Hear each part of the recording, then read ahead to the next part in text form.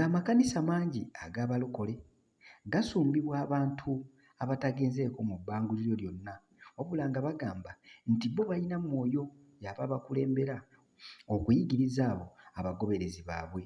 Kino nno kyawaliriza abamu ku bakulembeze ba Al Shaddai International School of Theology okuvaayo n'ettendekero lino okuyambako abasumba abalokole ab'enjawulo okulaba nga babaako bye bayiga ddala mu ddiini okumanya biki bye balina okugoberera n'engeri gye balina okukolamu omulimu gwabwe. Nga bayitira mu ssomo lino erya theology, kino bazze bakikola enfunda eziwererako ddala ng'era omulundi guno gwabadde gwa kusatu. Ku mulundi guno bafunye abayizi 61 kwawukanako n'olutikkiro oluwedde abayizi bwe baasukkira mu 100. Ku luno kyavudde ku COVID-19 okulaba ng'abamu tebasobola kwetaba mu lusoma luno. Guno lwe lutikkiro olw'omulundi ogwokusatu tutikidde abantu 61. Bwe tubuuzizza omugaso gw'omusomo guno eri naddala community oba abantu baffe mu bitundu gye tuwangaalira, abakulembeze ab'enjawulo gamba nga mu ddiini wamu ne mu bitundu gye tuwangaalira nga bwe kuli n'abayizi abatikkiddwa batuzeemu bwe bati. Ensonga esinga obukulu lwaki tutegese omukolo guno kwe kutikkira abasumba ababadde mu in service nga basomesa, babuulira, basumba ekkanisa. Kubanga omuntu bw'olekeraawo okusoma n'ebyosomesa bikuggwako. Kakati twagala babeere nga basomye basobole okusomesa nga baasoma, kubanga tosobola kusomesa nga tewasoma. Nga tawuni tufunamu kubanga n'Ekiboga district, kubanga bwe tuba n'abakulembeze bano, abantu bano balaba basomeseddwa bavudde mu magombolola ag'enjawulo okumpi agakola Kiboga ki. Katulaba nti abantu baffe bagenda okuba nga babangulwa mu ngeri ez'enjawulo naddala okuva ku baana mu maka ne ku mirimu, kuba tukola n'abantu ab'enjawulo betusisinkana. Bw'ogenda n'okola n'omuntu aba nga abanguddwa bulungi n'ekitundu abasumba bano boolaba nga Mwami Joash, naye ekitundu kino kyeyongedde okukula. Kuba musumba muntu w'abantu ayita abantu bano bajja okusoma. Wano waliwo transaction ezigenda mu maaso, bagula ebintu. Tulaba nti stationary akozesebwa agulwa mu tawuni, abamu beebaka mu lodges atufuna ssente.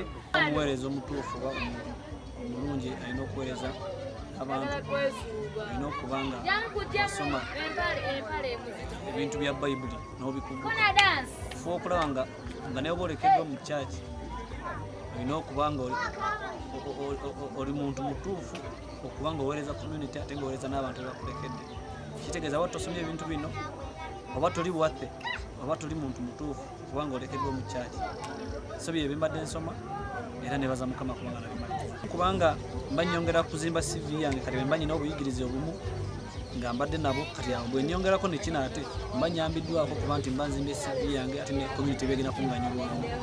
Songa ate essuubi likyali ddene ery'essomero lino erya Al Shaddai International School of Theology okulaba nga ligenda mu maaso n'okukola omulimu ogw'okubangula abasumba bonna. So naye buli lwekibeerawo wabeerawo ekyenjawulo ekikola ki. Ne batandika n'abantu 10, leero ndowooza olaba abantu babadde bangi ng'ate soogere na ku mulundi gwakumeka gwakusatu. So kugamba kino kirina gye kitutte tawuni yaffe naddala mu kumanya okudda eri Katonda. Kiki kitegeeza kitulina okukola oba abantu bano ekigendwa kyabwe ekikulu bantu kumanya Katonda na kukyusa neeyisa yaabwe mu bulamu bwa bulijjo. Ebiseera biri abasumba babeeranga tebaasoma kubanga n'abantu bonna baabanga tebaasoma. Naye kati abantu bonna nga basomye n'omusumba oteeka okuba ng'osomye. Twagala okutta n'okuggyirawo ddala abantu kye balowooza mbu nno abasumba abalokole bo baba tebaasoma. Ekyo tukiggyeewo. Ekirala tubuildinga confidence. Omuntu ng'ayimiridde mu bantu awulire confidence nti kyembuulira ne kyensomesa nkimanyi, nakisoma, nakikwatako.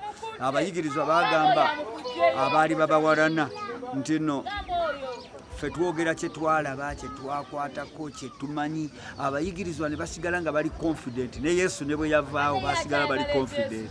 Kakati ne bano abasajja n'abakazi be tutikkidde leero tubazimbyemu confidence eyo nti byenjogera mbimanyi, nabitendekebwa, nabisoma, nsomesa bye nasoma. Era abaana baffe be tulina abasomye mu senior 6 senior 4 n'okudda waggulu abasomye ku divinity basobola okumanya nti nno n'abantu abatukulembera mu kkanisa nabo bye baliko babisoma. As long as you are pastoring doctors, teachers, accountants and so on so forth, nabo bateekwa okumanya nti naawe gwe byobasomesa naawe wabisoma. Ekyo kyokka kimala, eyo confidence. So missioni yaffe kwe kulaba nga tufuula abayigirizwa. Bayibuli egamba mu Matayo nti nno mugende mufuule abantu abayigirizwa abantu. Kati tuli mu kufuula abantu abayigirizwa bangi. Era tukkiriza nti tugenda kufuna abantu bangi nnyo.